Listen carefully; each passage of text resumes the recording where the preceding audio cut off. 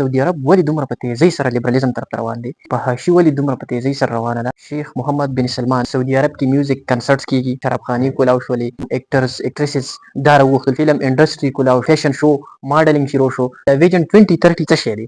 سعودي عرب به سوال شروع کړي که چېرته د دې نه دا تیل له منځه ووتل. سعودي عرب وړ گیا. میوزیک کنسرټس، فیشن شو، ماډلینګ، شرابخانې. سعودي عرب ولې دومره په تیزۍ سره لیبرالېزم طرف ته روان دی؟ په سعودي عرب کې فحاشي ولې دومره په تیزۍ سره روانه ده؟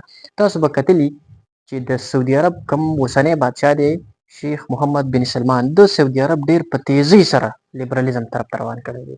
په دې تیرو نږدې 2-3 کلونو کې تاسو دا خبره ډیره اورئ چې په سعودي عرب کې میوزیک کنسرټس کیږي، په سعودي عرب کې شرابخانې کولاو شولې، د دنیا نه مختلف قسم اکټرز اکټریسز دا راوغوښتل شو، په سعودي عرب کې فلم انډسټري کولاو شوله، په سعودي عرب کې فیشن شو ماډلینګ شروع شو، په سعودي عرب کې دا وشو، په سعودي عرب کې هغه وشو. دا خبرې به تاسو ډېرې زیاتې اورئ. اخر ولې څه وجه کېدلی شي چې سعودي عرب دومره په تیزۍ سره فحاشۍ طرف ته او دومره په تیزۍ سره لیبرالېزم طرف ته روان دی؟ نو د دې ټولو خبرو یو جواب دی، هغه ډېر زیات سمپل جواب دی، هغه دی ویژن 2030. اوس د شیخ محمد بن سلمان د ویژن 2030 څه شی دی؟ یعنی مطلب ویژن 2030 څه شی دی؟ اصل کې ګوره که زه تاسو ته خبر وکړم د سعودي عرب چې کوم معیشت دی که نه اکانمي دا په څه باندې ولاړه ده؟ په دې باندې ماشوم هم پوهېدی، په دې هر څوک پوهېدي چې د سعودي عرب چې کوم معیشت دی کومه اکانمي ده دا ټوله په تیلو باندې ډیپینډ ده. یعنی مطلب سعودي عرب د دنیا هغه ملک دی چې دی د دنیا 100 بلا شي ملکونو ته تیل ورکوي. یعنی د ټولې دنیا نه چې سعودي عرب کومه پیسه ګټي نو په هغه کې غټه پیسه چې سعودي عرب ته راځي نو هغه د تیلو په وجه باندې راځي. نو د سعودي عرب چې کوم معیشت دی دا ټول په تیلو باندې دی. یعنی مطلب زه به تاسو ته دا ویم چې د سعودي عرب معیشت چې دا تیل د سعودي عرب د معیشت بیک بون دی. که دا تیل چېرته موږ د سعودي عرب د معیشت نه وباسو که نه نو موږ به دا ووایو چې د سعودي معیشت بالکل په ټپه ودرېږي. سعودي عرب به سوال شروع کړي که چېرته د دې نه دا تیل له منځه ووتل. اوس که تا چېرته دغه تیل له منځه ویستل که نه نو د دې مطلب دا دی چې سعودي عرب وړ گیا. اوس ګوره ویژن 2030 دا دی چې دنیا تاسو ته ما وویل ډېره په ترقۍ باندې روانه ده، ډېره مخکې روانه ده. دنیا د دې پټرول د دې تیل د دې انرژي نه را روانه ده رو الکتریک انرژي ته، سولر انرژي ته را روانه ده. اوس په بلاشه ملکونو کې به تاسو کتلي چې بایکس کوم دي موټرسایکل دا ګرځي نو زیاتره ملکونو کې اوس هغه چارج کېږي، الکتریک بایکس دي. ګاډي چې دي که نه په بلاشه ملکونو کې داسې ګاډي دي چې هغه الکتریک موټر کارز دي، هغه یې په چارج کېږي، هغه د چارج نه چلېږي. نو بلاشه ملکونه داسې دي چې هغوی اوس د دې تیل د دې پټرول د دې شي نه راوځي رینیویبل انرژي ته، الکتریک انرژي ته، سولر انرژي ته. نو چې کله د دنیا دغه شانته کې ترقي کوي دا تیل او د پټرول دا شیزونه به بیا شاته پاتې شي.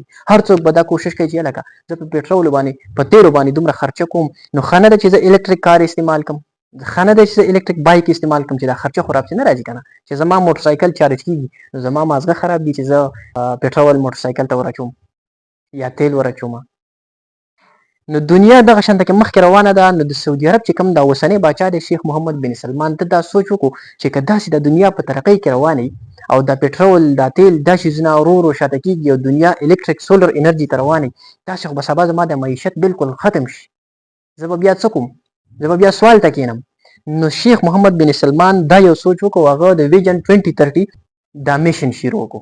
اوس ویژن 2030 څه شی دی؟ په دې میشن کې د شیخ محمد بن سلمان دا سوچ دی چې زه به پر روان وخت کې سعودي داسې سټیج ته رسوم چې که د سعودي نه دا تیل ختم هم شي که نه نو چې سعودي د دنیا په ترقي یافته په جدید ممالکو په صف کې ولاړی. اوس دا د شیخ محمد بن سلمان سوچ دی. سبا تیل ختم شو نو چې زه سعودي په داسې مقام باندې ودروم چې څوک دا نه وایي چې یاره د سعودي صرف تیل و نور دا ختمه شوله. د دې د وجې نه سعودي عرب څه شروع کړه؟ سعودي عرب په خپل ملک کې فلم انډسټریز کولاو کړه د دې دپاره چې زما د روان وخت بزنس چې دی، زما د روان وخت اکانمي چې ده هغه به د دې نه جنریټ کېږي. د دې نه علاوه میوزیک کنسرټس، فیشن شو، ماډلینګ. تېرو ورځو کې تاسو وکتل چې ماډلینګ کېدلو په هغه کې د دنیا د مختلف قسم ملکونو نه هغوی ته اکټریسز راوستي، اکټرز یې راوستي، هغوی په سټیج باندې خپل پرفارمنس وکړو. نو دوی دا سوچ کوي چې یاره که سبا دا تیل د منځه وځي نو چې سبا زما سره داسې څه وي چې په هغه باندې زه خپل اکانمي مضبوطه وساتم.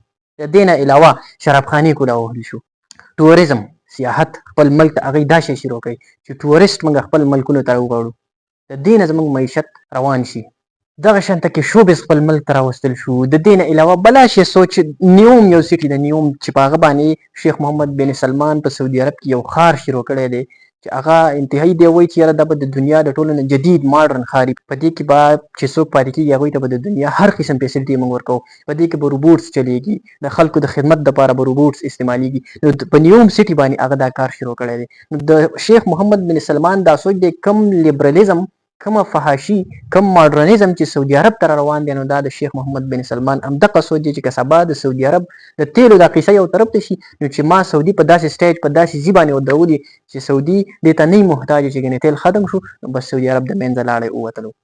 دغه وجه ده چې شیخ محمد بن سلمان په سعودي عرب کې فیشن شو هم شروع کړه، میوزیک کنسرټس هم شروع کړه، شرابخانې هم کولاوي، فلم انډسټري هم جوړوي، ټوریزم هم شروع کوي، ښارونه هم جوړوي، مختلف قسم سوچ هغه په سعودي عرب کې شروع کړی دي.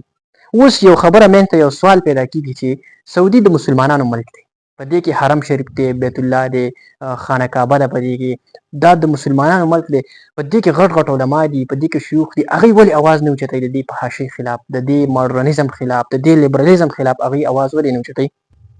نو ګوره دا یو خبره زه تاسو ته کلیر کړم. په سعودي کې درې قسمه علما دي، درې قسمه. یو قسم هغه علما دي په سعودي عرب کې چې هغوی حق پرست علما دي، کله هم چې هغوی د دې منکراتو د دې فحاشۍ د دې لیبرلیزم خلاف اواز اوچتوي نو د سعودي عرب حکومت ډایرکټ فورا هغه ګرفتاروي، جیل ته بوځي او په هغه باندې دا دفع کټ کېږي چې یاره د حکومت وقت د حاکم وقت خلاف بغاوت کول غواړي، انتشار پیدا کول غواړي. نو په دې جرم کې هغه اوچتېږي. د سعودي عرب جیلونه په سوونو نه په زرګونو علما حق پرسته داسې دي چې هغه د سعودي عرب جیلونه ترې ډک دي، صرف او صرف په دې وجه ګرفتار دي. کلونه د هغوی په جیلونو کې د دې د وجې نه وشو چې هغوی د دې منکراتو خلاف اواز اوچت کړی و. د سعودي عرب کې یو هغه حق پرست علما دي چې هغوی اواز اوچتوي، خو چې اواز اوچت کړي نو د سعودي عرب حکومت راشي هغه اوچت کړي او جیل ته واچوي. دویم قسم هغه علما دي په سعودي عرب کې چې هغه حق پرست دي خو هغه د څه حکمت د وجې اواز نه اوچتوي. هغوی ته دا پته ده چې یاره که موږ مثال اواز اوچت کړو د دې منکراتو خلاف چې یاره په سعودي عرب کې دا فحاشي شروع ده، دا ماډرنیزم، دا لیبرلیزم، دا شی شروع دی، نو که چېرته موږ دا اواز اوچت کړو زموږ به همدغه انجام وي لکه کوم چې زموږ نه مخکې د علماو سره وشو چې هغوی اواز اوچت کړو نو جیل ته یې ویول، له چا نه سرونه کټ کړل. نو د دې د وجې نه هغوی اواز نه اوچتوي. هغوی دا وایي چې که موږ اواز اوچت کړو د دې نقصان ډېر دی. حکمت دا دی چې موږ په بله طریقه باندې داسې څه سوچ وکړو، څه پلان وکړو چې د دې منکر لاره موږ ونیسو، د دې ګناهونو لاره موږ ونیسو. هغوی د دې د وجې نه خاموش دي. دا دویم قسم دی د علماو. دریم قسم په سعودي عرب کې هغه علما دي چې هغه ته ویلی کېږي درباري ملان. درباري ملایان دا هغه ملایان دي چې هغوی که شیخ محمد بن سلمان ښه کوي او که بد کوي هغه کې کار نه ساتي. شیخ محمد بن سلمان په ښه کې هم سپورټ کوي او په بد کې هم سپورټ کوي. دغه دي درباري علما، دغه دي درباري ملان. او دغه درباري ملان دا په سعودي عرب کې بالکل آزاد ګرځېدي او ته هېڅ څه نشته.